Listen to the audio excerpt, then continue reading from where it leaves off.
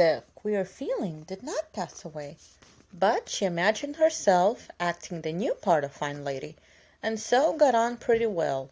Though the tight dress gave her a side-ache, the train kept getting under her feet, and she was in constant fear lest her earrings should fly off and get lost or broken.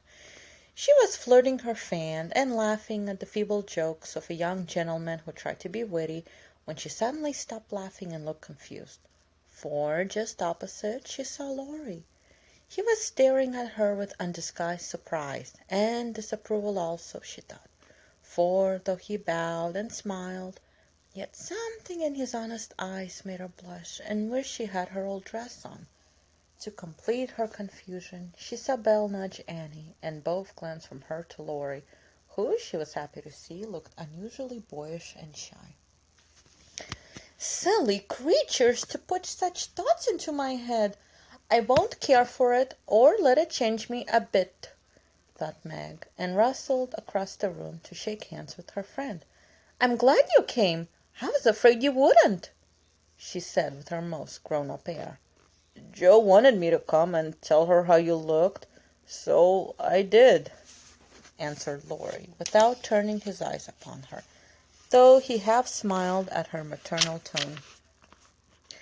"What shall you tell her?" asked Meg, full of curiosity to know his opinion of her, yet feeling ill at ease with him for the first time. "I shall say I didn't know you, for you look so grown up and unlike yourself. I'm quite afraid of you," he said, fumbling at his glove button.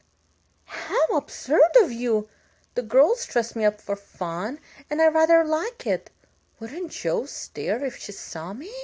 said Meg, bent on making him say whether he thought her improved or not.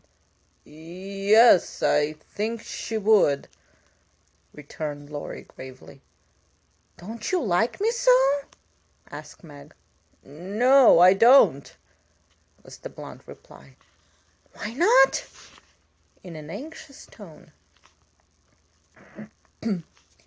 He glanced at her frizzled head, bare shoulders, and fantastically trimmed dress, with an expression that abashed her more than his answer, which had not a particle of his usual politeness about it. "I don't like fuss and feathers." That was altogether too much from a lad younger than herself, and Meg walked away, saying petulantly, "You are the rudest boy I ever saw." Feeling very much ruffled, she went and stood at a quiet window to cool her cheeks, for the tie dress gave her an uncomfortably brilliant color. As she stood there, Major Lincoln passed by, and a minute later she heard him saying to his mother, "They are making a fool of that little girl. I wanted you to see her, but they have spoiled her entirely. She's nothing but a doll tonight." "Oh, dear," sighed Meg. "I wish I'd been sensible and worn my own things. Then I should not have disgusted other people or felt so uncomfortable and ashamed myself." She leaned her forehead on a cool pane and stood half hidden by the curtains, never minding that her favorite waltz had begun, till someone touched her, and turning she saw Laurie looking penitent as he said, with his very best bow and his hand out, "Please forgive my rudeness and come dance with me." "I'm afraid it will be too disagreeable for you," said Meg, trying to look offended and failing entirely. "Not a bit of it. I'm dying to do it. Come, I'll be good. I don't like your gown, but I do think you are just splendid."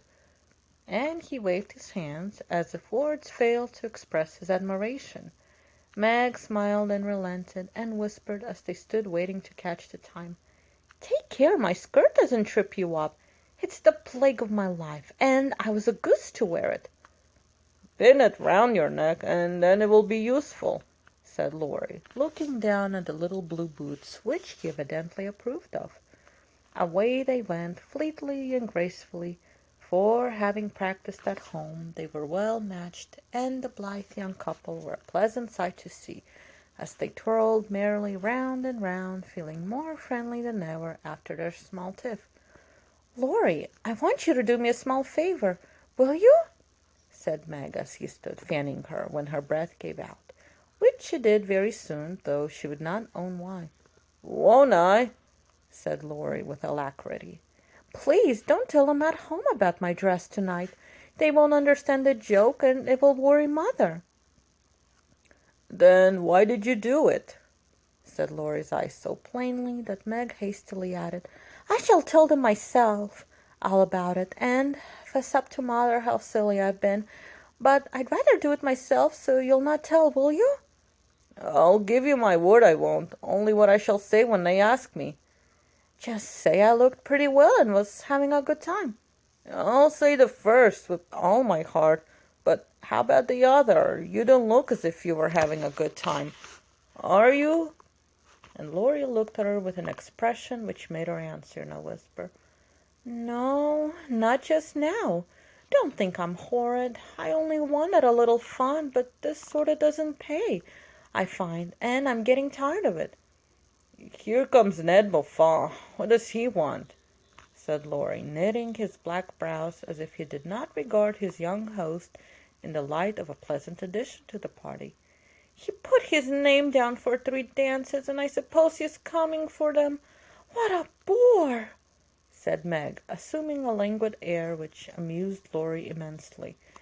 He did not speak to her again till supper time, when he saw her drinking champagne with Ned and his friend Fisher, who were behaving like a pair of fools, as Laurie said to himself, for he felt a brotherly sort of right to watch over the marches and fight their battles whenever a defender was needed.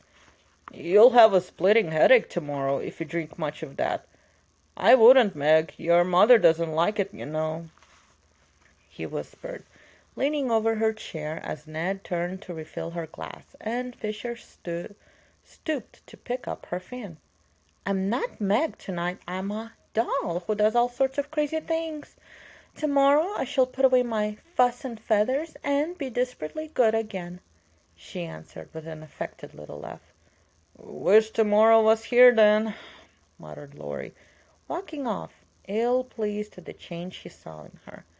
Meg danced and flirted, chattered and giggled as the other girls did.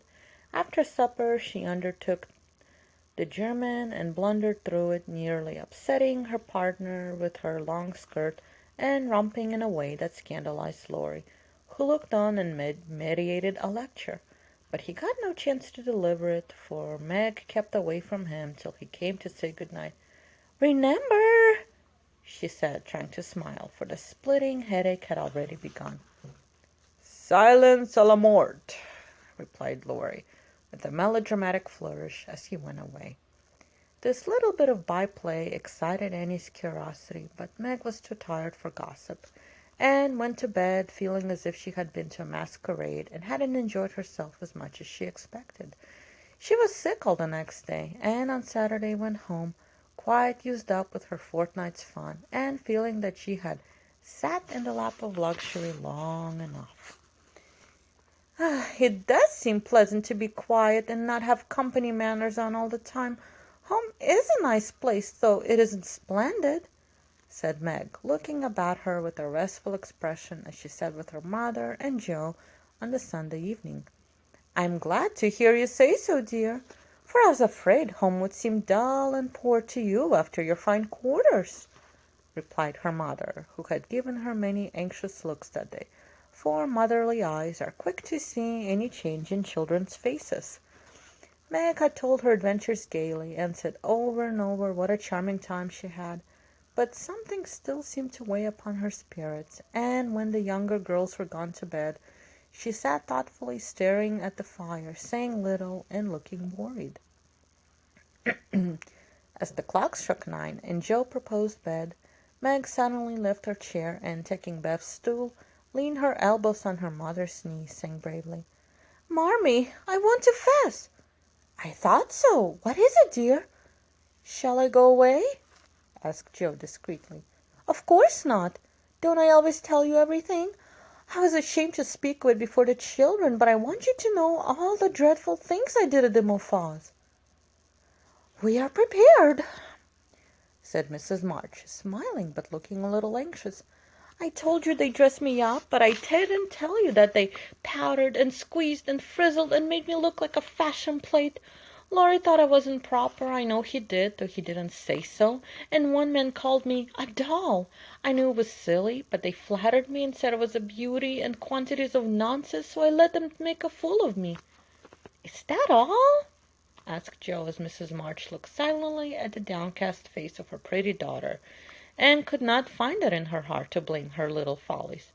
"No, I drank champagne and romped and tried to flirt, and was altogether abominable," said Meg, self-reproachfully.